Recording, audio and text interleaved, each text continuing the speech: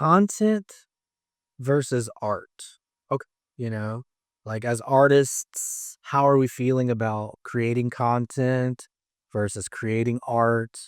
How artful does content need to be? How dumbed down does art need to be for it to work as content? Do we need to separate these two concepts of content and art, or are they kind of the same thing? I feel like in the state of the industry, they are becoming the same thing. Right now, our entertainment industry is in a state of contraction. Artistic integrity has always remained up to that of the individual, but it's a battle that you're constantly fighting.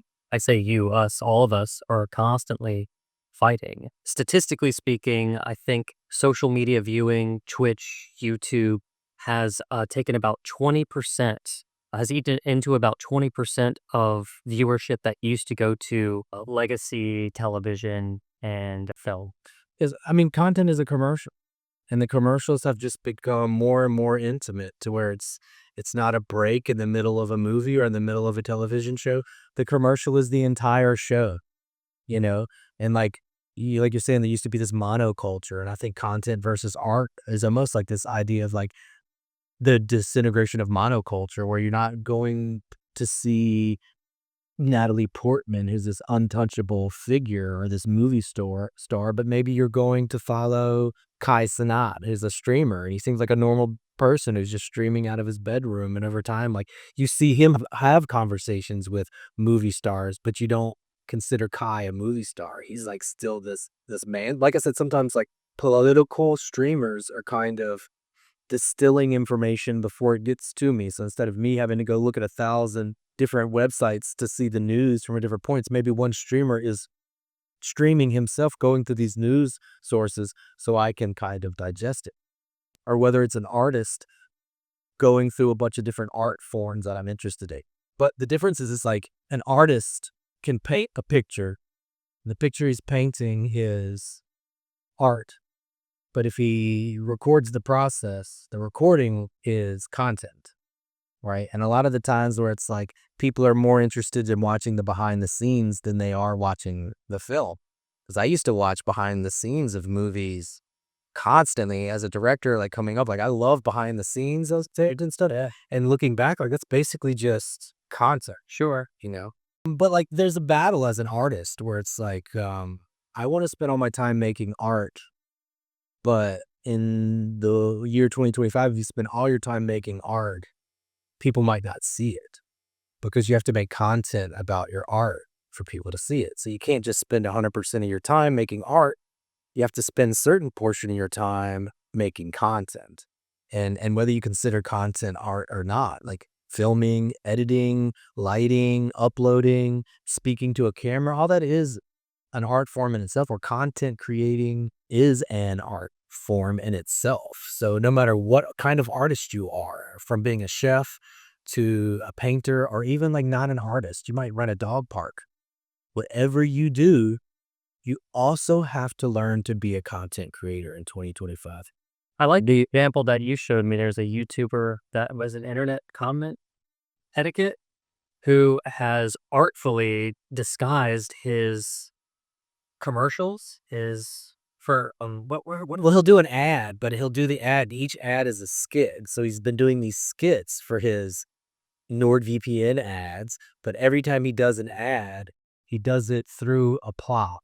So if you've watched every ad for the past year, there's like a little story that ties all the ads together. So you're like forced to watch his ads if you want to follow that plot that he's tied through all the. I think that's a great example of artful content. Yeah, it's a good exact way of like combining art and content. And also his art is such a silly, like his art is kind of exploiting content. Like his main art is going through comments on the internet and making commentary about those comments.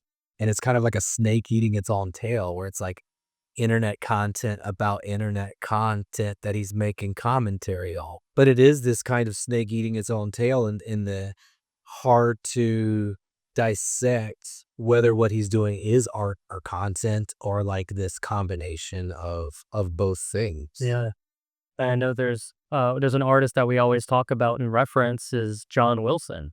When you look at his work, it looks like he walks around in New York City and gathers a bunch of found footage and then turns that content into art through editing and the narrative experience. Yeah, he'll start with, and I don't know what John Wilson's concept, but John Wilson's, that's his art. Like John Wilson walks around with a camera and he just films random stuff. And whoever he meets, he just goes that way and talks to them, edits it back, and then tries to find a through line after the fact, you know? But his art is in a way like the opposite spectrum of internet comment etiquette guy, because he's like literally like internet snake eating its own tail, art about content or content about art.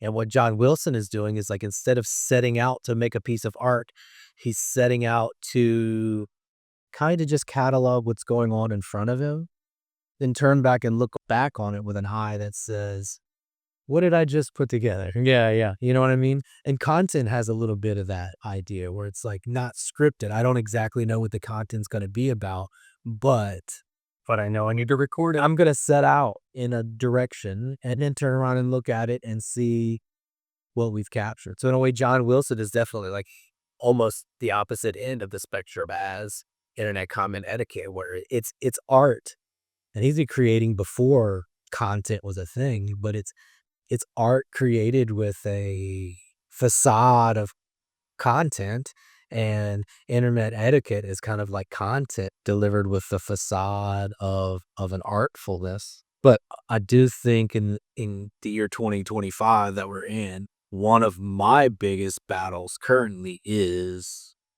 finding the balance between making that digital internet footprint through content and making art and not letting them sour each other, Yeah, but at the same time allowing them to inform each other. right. Because my next question was going to be, in the culture of 2025, does the word content still have like a bad taste, leave a bad taste in the mouth when you're saying I'm a content creator as opposed to I am an artist? 100%. Yeah, but I mean, I don't know if we're saying, I don't think it's fair. I don't even know if it's true, but I do think people react that. yeah, yeah. Okay, that's what I'm saying. Because they seem like to become more necessary to one another. So I was just wondering if I wonder if the viewers even think like that they maybe don't get the ick as much anymore as like they used to. I don't know. Scrolly says that content is on a spectrum, so that I'm guessing over time it kind of gets muddied. So what content is and what art is. Not only that, but like content creation has evolved to be like some of these content creators are hugely talented. Yeah. You know what I mean? Like I Show Speed is a huge streamer, but like the dude is physically talented. He shows speed because he's fast. The dude could do front flips. He can race. He could do karate. The dude is so talented, you know. And a lot of streamers really are content creators are creating content because they are amazing artists. They want people to look at their work.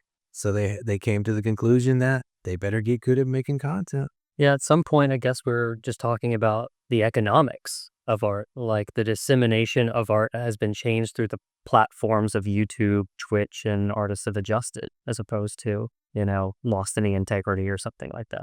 Scrolly says anything could be content. I could post a video of drinking 10 gallons of milk and it's content. Or I can make a 4-year-long passion project for a 12-minute video and it's content. But here's the deal, Scrolly. That's also art. You could also drink 10 gallons of milk on camera or 10 gallons of milk in an art studio and call it performance art, or a 4-long passion project for 12 minutes of video, call it content.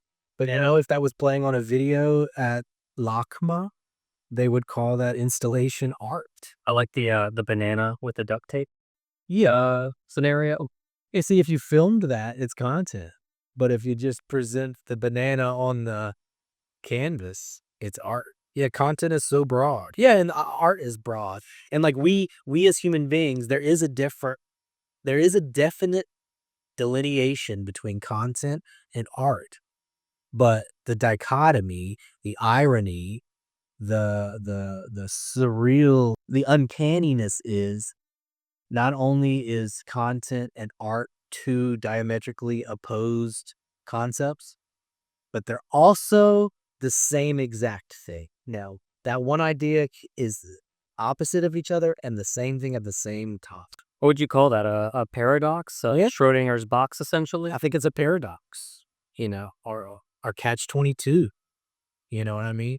But I do think like that's what it is, the paradox of content versus art. Yeah, and just really it's kind of up to us to get comfortable with that notion that they are both things. It just comes down to self-expression. How are you expressing yourself? And some people express themselves more articulate fashion with colors and painting and art, and some people might express themselves by sitting at the corner of a screen and playing a video game. And maybe they're not expressing themselves physically through art or through their character, but they're expressing themselves through their video game play. Yeah. And in that way, if what's more important to me on whether it's content or whether it's art is that people are using self-expression as an outlet. The paradox of self-expression, art versus content.